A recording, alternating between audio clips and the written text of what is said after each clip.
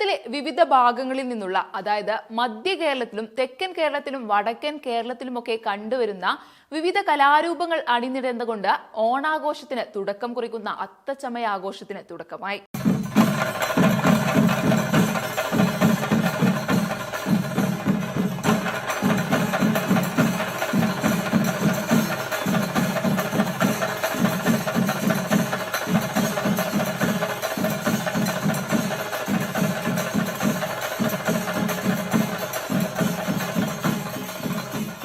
വടക്കൻ കേരളത്തിലെ തെയ്യം, തിറ പോലുള്ള കലാരൂപങ്ങൾ, മധ്യ കേരളത്തിലെ പടയണി, തെക്കൻ കേരളത്തിലെ മയൂര നൃത്തം, വിളക്ക് നൃത്തം, മയിലാട്ടം, വിവിധതരം കാവടികൾ പോലുള്ള കലാരൂപങ്ങളും അവിടെ അണിനിരന്നു.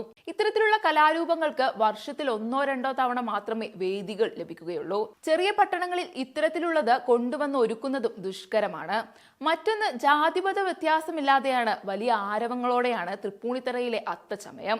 തൃപ്പൂണിത്തുറയിലെ രാജാക്കന്മാരാണ് ഇതിന് തുടക്കം കുറിച്ചത് എങ്കിലും ജനകീയ സർക്കാരുകൾ വന്നതോടെ ഇത് ജനകീയ പരിപാടിയായി മാറി. കൊച്ചി മഹാരാജാക്കന്മാരുടെ ആസ്ഥാനമായിരുന്ന തൃപ്പൂണിത്തുറ എന്ന രാജനഗരിയുടെ തെരുവീഥികളെ പുളകച്ചാർത്തണിയിച്ചുകൊണ്ട് നടക്കുന്ന അത്തം ഘോഷയാത്ര കണ്ണിനും കരളിനും നൽകുന്ന പരമാനന്ദം പറഞ്ഞറിയിക്കാൻ പറ്റുന്നതല്ല.